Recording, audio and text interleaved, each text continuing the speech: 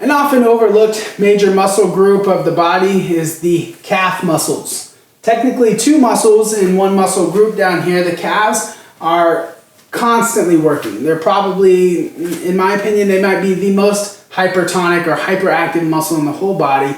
As soon as you stand up, and let alone walking and moving throughout your day, those calf muscles start to fire. They start to stabilize the lower leg, the ankle, and they're usually significantly bigger in size than the opposing muscle groups, so they're usually quite a bit tighter and creating imbalances in that lower leg.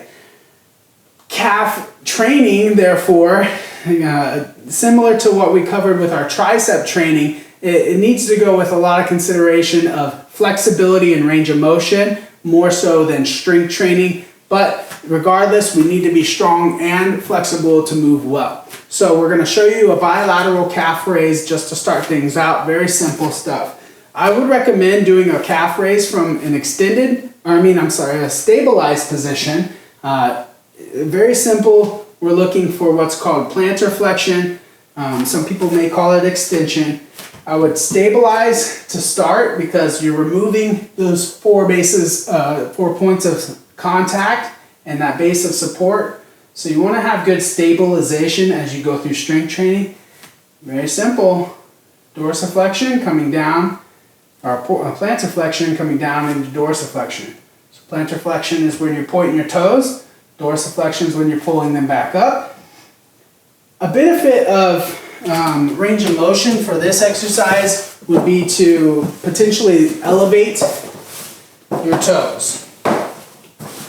So if I elevate my toes, I'm then loaded higher into that dorsiflexed position, and I can gather better range of motion of my calf raise and dropping that heel down, giving more mobility and more of a quote-unquote stretch or lengthened position of that muscle tissue as I go through this smooth, steady motion of the ankle.